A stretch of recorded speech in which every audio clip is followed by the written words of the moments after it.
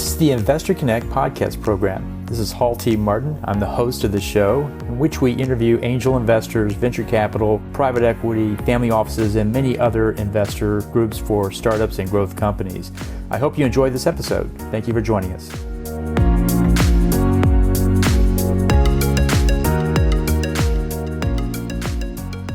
Well, hello, this is Hall Martin with Investor Connect. Today I'm here with Tanika Souza, CEO of High Octane Teams. High Octane Teams is an offshore staffing agency focused on systemizing processes to streamline growth. It is focused on hiring virtual international staff to fit the client's specific needs and company culture. Tanika, thank you for joining us. Thank you for having me. So where are you calling from today? I am in Washington, D.C. Great. Well, tell us more about your background. What did you do before this? Sure. Like most people, I studied one thing in college and did something different in real life. But my background is in psychology, and in professional setting, I have run my own businesses as well as been a fractional COO to other companies. Great. So tell us more about starting a business in the area of virtual international staff. What is it like? So I guess right now, the thing to note in the U.S., the job market is shifting so much. In the last few years, we've had increase in minimum wage, and that just has lots of ripple effect on the expected salary and how, I'm going to say, employees feel a bit like they have more of an upper hand. You had several industries as well that had a lot of downturn in their staff, meaning they were in a crisis of needing labor. So starting a business this way is, one, taking a lot of relief off of the companies who need staff. But I will say it's a very demanding job to find and secure the staff at this moment. Great. And so what is the opportunity today? Or what kind of demand are you seeing? So I'm definitely seeing a lot of demand as far as companies who need help. And what I'm also seeing in the marketplace as far as securing the talent, the interesting thing that's happening, especially with AI being so popular, is that you really have to source good talent and have really great ways of testing that talent, because people are misrepresenting themselves because they can go online and just learn all about an industry or a position, feed that information to you, and then you have no good way to really weed through the talent pool. So selection, hiring, recruiting, all of that is a much harder task, which is why companies are now leaning and happy actually to pay agency fee to avoid dealing with that themselves. Well, you mentioned AI. How do you see AI coming into it? It seems like it's coming very fast, but what do you see out there? What I'm saying, I literally, I've hired for lots of different positions. So let's say one person wanted a graphic designer. If we put the job post out, I will have several people submit the same exact graphic portfolio claiming that that is their, work. And so clearly I can see, I've seen this photo, or I've seen this work, or I've seen this video editing multiple times. So I know you literally just pulled this offline. So that's the beginning of what I see. But also when we ask questions, they literally go to AI, and sometimes they don't edit. And so it says this AI language, assumes that these things are true of the industry, and they don't take that out. So as I'm reading through, people are literally just going to AI to have job applications filled out. They don't take the time to actually write job applications. Well, so today you're using AI for verification and validation. Where do you think it might go next? Would it actually replace part of the worker's job? So for the companies that I'm hiring for, there are definite ways that they can use fewer staff and use AI tools in order to enhance or decrease the workload for that employee. So for the companies, it's a benefit because they now have several tools at their disposal that will help streamline the work for their staff. So in a way, that's positive. But on the flip side, you then will have talent that is looking for position and not being in as high demand because we're able to now use tools and people versus only people and lots of hours for each of those staff members. I always heard someone say AI will not take your job, but someone who knows how to use AI will take your job. What's your take on that phrase? Absolutely. The person who knows how to use AI will be the one who is in the most demand in the future. Almost every client that I'm hiring for, they tell me the tools and tech that they use. And then I go out to find specialists who can use those tools and techs in their industry. And what I find is, let's say a video editor or somebody doing transcription, things like that. If you know how to use certain tools like a Descript or CapCut or whatever it is, you have an upper hand because those are tools that my client may or may not know, but I know that it allows you to be a lot more efficient. The thing that AI is not great at is never going to replace a person, but it will help a person who has expertise be a lot better and advance and do work faster for that company. So they become more valuable because of their knowledge and use of tools. Well, great. So you started a business in this space, and it sounds like AI is transforming it more and more every day. But Yes. aside from AI, what is the challenge in starting this type of business? I would say currently the market for this business is in a bit of a downswing. We had a huge uptick in 2021, especially because you're talking to investors, right? They want to get to the heart of where's the money in an industry.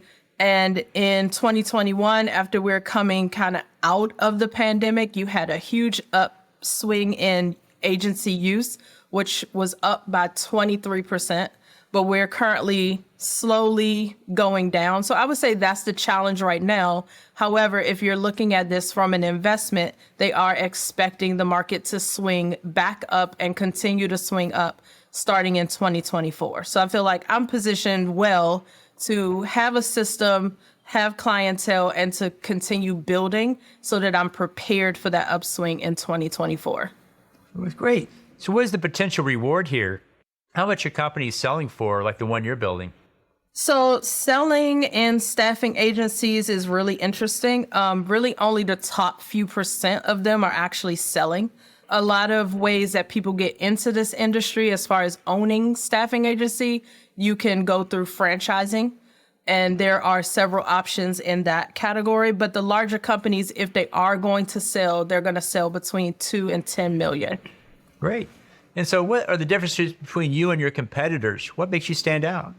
The thing that I care about the most, or I should say some of the basic things that are different between me and my competitors, is that I do focus on offshore hiring.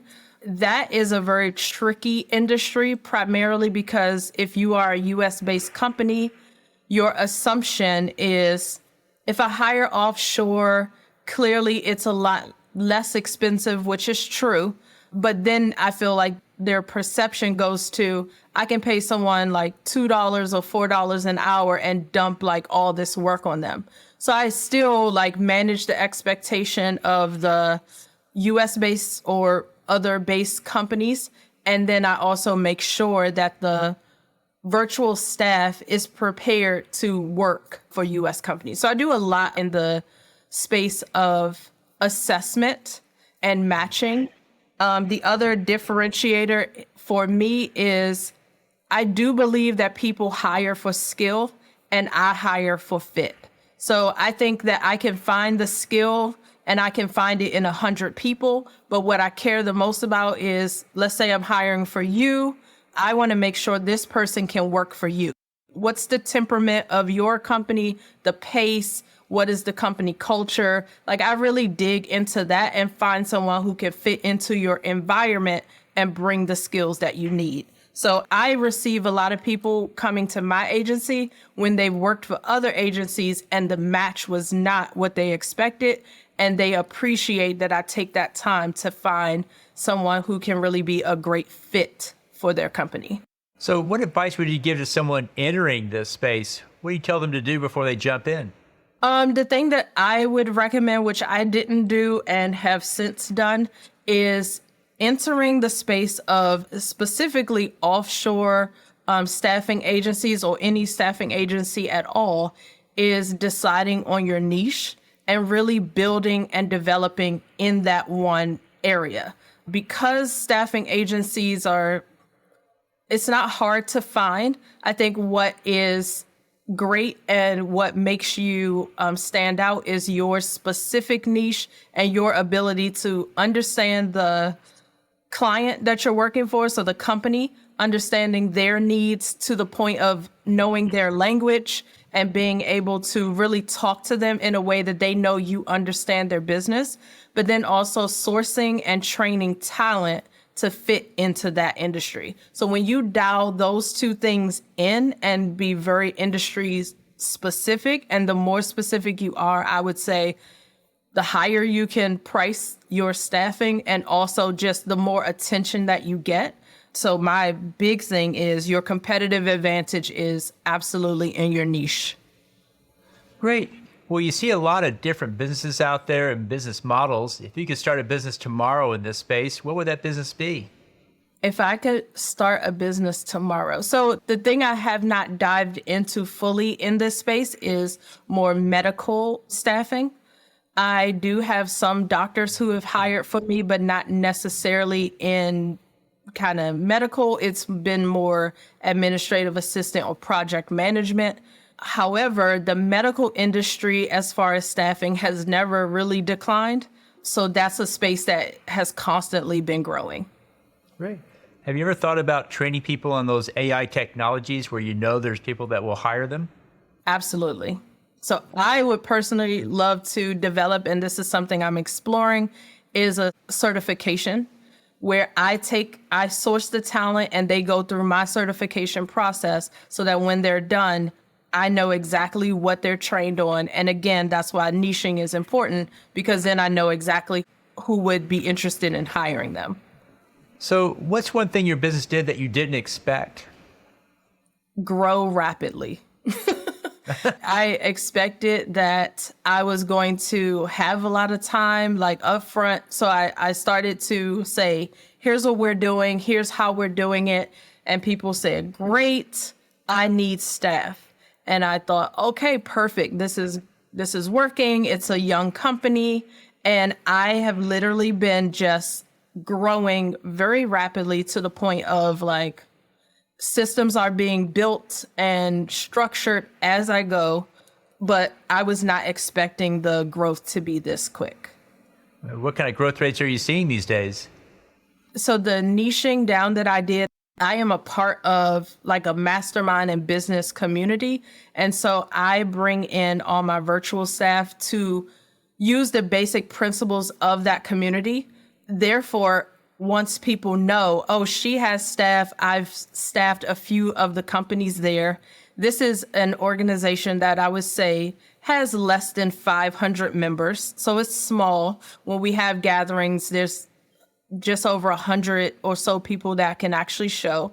However, because I have trained staff to work in our system, the way that we are building businesses, it has just exploded. So even just word of mouth, what I can tell you the staff knows about your company and the way that you're choosing to build your company, they instantly have trust and, like need for that.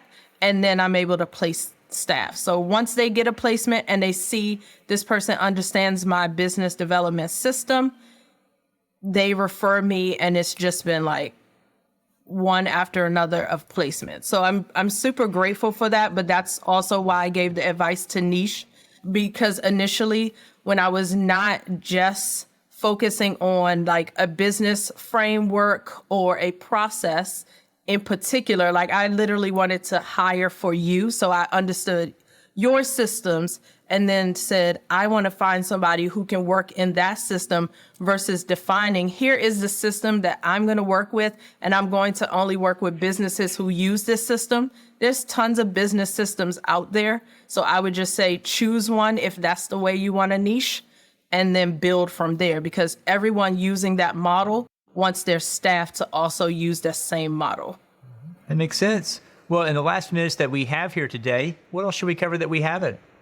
The thing that I would love is for there to be more understanding about offshore virtual staff. The thing that I have been really fortunate to witness as the owner of this company is not only how it changes and transforms most of my US based companies, meaning they can get staff. I have, found ways to really help with turnover, all of that, and just hiring for fit. But the thing that I am most proud of is the ability to change lives in other countries. So I do have quite a bit of my staff from the Philippines. So I've built an entire support system for them there.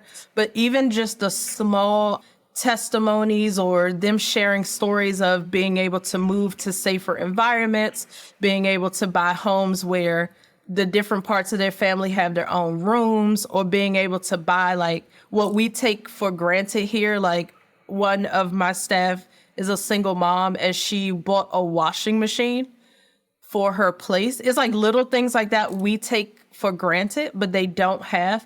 And having skill that they can offer to US based companies absolutely changes their lives as far as income and their ability to affect their families. So that for me has been the thing that I have kind of enjoyed watching. And the reason why we're having the rapid growth is because I want to help more families. And I see it more as my investment into them and their growth versus just a placement and a paycheck for me. Well, that's great. Glad to see the impact and the mission you have there. It sounds like it's changing lives, and that's always great to see. Yes. So how best for listeners to get back in touch with you? Awesome. I am located on LinkedIn. That's the easiest way to reach me. And it's just my name, Tanika de Souza. Otherwise, you can connect to the company page. We are High Octane Teams. And then online is highoctane.team. Great. We'll put those contact details in the show notes. I want to thank you for joining us today and hope to have you back for a follow-up soon. Thank you so much for having me. You have a great day. Investor Connect helps investors interested in startup funding. In this podcast series, experienced investors share their experience and advice. You can learn more at investorconnect.org. Paul T. Martin is the director of Investor Connect, which is a 501c3 nonprofit dedicated to the education of investors for early-stage funding. All opinions expressed by Hall and podcast guests are solely their own opinions and do not reflect the opinion of Investor Connect. This podcast is for informational purposes only and should not be relied upon as a basis for investment decisions.